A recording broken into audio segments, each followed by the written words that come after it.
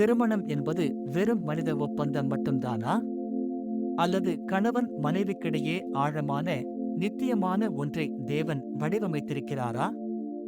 அன்பு ஏன் மங்குகிறது அல்லது நல்ல நோக்கங்கள் இருந்தும் திருமணங்கள் ஏன் முறிந்து போகின்றன என்று நீங்கள் எப்போதாவது யோசித்திருந்தால் இந்த காணொளி உங்களை ஆச்சரியப்படுத்தலாம்.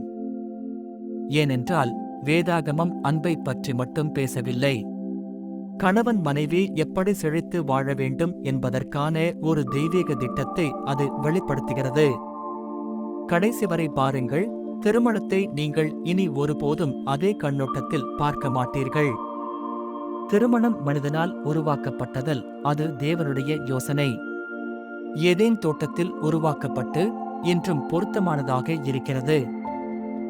ஆனால் பாத்திரங்கள், எதிர்பார்ப்புகள் மற்றும் அன்பு பற்றிய குழப்பங்கள் நிறைந்த உலகில் வேதாகமத்தில் காணப்படும் அசல் திட்டத்திற்கு திரும்புவோம். தேவனுடைய வார்த்தை திருமணத்திற்கான தெளிவான, சக்தி வாய்ந்த வழிகாட்டுதலை வழங்குகிறது. எபேசியர் 5:25 கூறுகிறது, புருஷர்களே, உங்கள் மனைவிகளில் அன்பு கூறுங்கள், கிறிஸ்து சபையில் அன்பு கூர்ந்து அதற்காக தம்மை தாமே ஒப்புக் கொடுத்தது போலவும் அன்பு கூறுங்கள். இது சாதாரண அன்பு அல்ல, இது தியாகமானது, சுயநலமற்றது, சேவை செய்வது. இயேசு தம் ஜீவனை கொடுத்தது போல ஒரு கணவன் தன் மனைவியை அதே வழியில் நேசிக்க அழைக்கப்படுகிறான். ஆதிக்கம் செலுத்துவதல்ல, மாறாக ஆழ்ந்த பக்தியுடன் நேசிப்பதே இதன் பொருள். இந்த அன்பு திருமணத்தின் அடித்தளமாக அமைகிறது. எபேசியர் 5:22 கூறுகிறது, மனைவிகளே, கர்த்தருக்கு கீழ்ப்படுகிறது போல உங்கள் சொந்த புருஷர்களுக்கு கீழ்ப்படியுங்கள். இந்த வசனம் பெரும்பாலும் தவறாக புரிந்து கொள்ளப்படுகிறது. கீழ்ப்படிதல் என்பது பலவீனம் அல்ல. அது கணவனை மதிப்பது, நம்புவது மற்றும் ஒத்துழைப்பது. நாம் தேவனுடைய தலைமைத்துவத்தை நம்புவது போலவே இதுவும். இருவரும் இந்த தெய்வீக சமநிலையை புரிந்து கொள்ளும் போது வீட்டில் சமாதானமும் நல்லிணக்கமும் செழிக்கும். 1 கொரிந்தியர் 13:4-7 கூறுகிறது, அன்பு நீடிய சாந்தமும் தயவும் உள்ளது, அன்பு பொறாமைப்படாது, அன்பு தன்னை புகழாது, இருமாப்படையாது, எளிதில் கோபமடையாது, தீங்கு நினைப்பதில்லை, அன்பு ஒருபோதும் ஒழியாது. உண்மையான அன்பு என்பது ஒரு காதல் மனநிலை மட்டுமல்ல, அது ஒரு தினசரி தேர்வு என்று வேதாகமம் கற்பிக்கிறது. கடினமான சூழ்நிலைகளில் அது பொறுமையாயிருக்கும், கோபம் வரும்போது தயவாயிருக்கும், தவறுகள் நடக்கும்போது மன்னிக்கும். திருமணம் சரியான உணர்வுகளால் அல்ல, மாறாக உண்மையுள்ள செயல்களால் செழிக்கும். நீதிமொழிகள் 15:1 கூறுகிறது, மெதுவான மறுமொழி உக்கிரத்தை மாற்றும், கடுஞ்சொற்களோ கோபத்தை எழுப்பும்.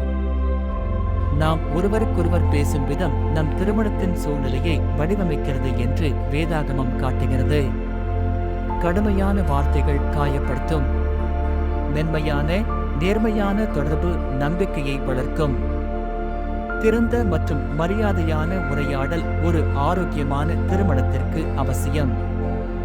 மத்தேயு 18:19 கூறுகிறது, உங்களில் 2 பேர் பூமியிலே தாங்கள் கேட்கப் போகிற எந்த காரியத்தை குறித்தும் ஒருமனப்பட்டிருந்தால் அது பரலோகத்தில் இருக்கிற என் பிதாவினால் அவர்களுக்கு உண்டாகும். ஒன்றாக ஜெபிப்பது கணவன் மனைவியருக்கு மிகவும் சக்தி வாய்ந்த பழக்கங்களில் ஒன்றாகும். அது ஒற்றுமையை பலப்படுத்துகிறது, நெருக்கத்தை வளர்க்கிறது மற்றும் தேவனை மையத்தில் வைத்திருக்கிறது. ஜெபம் உங்கள் திருமணத்தை தேவனுடைய நோக்கத்துடன் இணைக்கிறது. பிரசங்கி 4:12 கூறுகிறது, முப்பொரு நூல் சீக்கிரமாய் அறுந்து போகாது. ஒரு பலமான திருமணம் என்பது வெறும் ஆணும் பெண்ணும் மட்டுமல்ல, ஆணும் பெண்ணும் தேவனும் சேர்ந்தது. அந்த 3வது நூல் தேவன் புயல்கள் தாக்கும்போது நங்கூரமாக இருக்கிறார். அவர் இல்லாமல் மிக வலிமையான தம்பதியினரும் கூட பிரிந்து போகலாம். கொலோசையர் 3:13 கூறுகிறது, ஒருவர் மற்றவரை பொறுத்து ஒருவருக்கு விரோதமாக ஒருவருக்கு குறைபாடு உண்டானால் கிறிஸ்து உங்களுக்கு மன்னித்தது போல ஒருவருக்கொருவர் மன்னியுங்கள். எந்த திருமணமும் சரியானதல்ல, ஆனால் மன்னிப்பு இருக்கும் இடத்தில் விடுதலை உண்டு. கிறிஸ்து நம்மை மன்னித்தது போல கசப்பை விட்டுவிட்டு கிருபையில் முன்னேற நாம் அழைக்கப்படுகிறோம். மன்னிப்பு என்பது அன்பின் மிக உயர்ந்த வெளிப்பாடுகளில் ஒன்றாகும். நீதிமொழிகள் 18:22 கூறுகிறது, மனைவியை கண்டவன் நன்மையானதைக் கண்டான், கர்த்தரால் அனுக்கிரகம் பெற்றவனாயிருக்கிறான். திருமணம் ஒரு ஆசீர்வாதம், ஒரு போர் அல்ல. அது கட்டுப்பாடு அல்லது போட்டி பற்றியது அல்ல.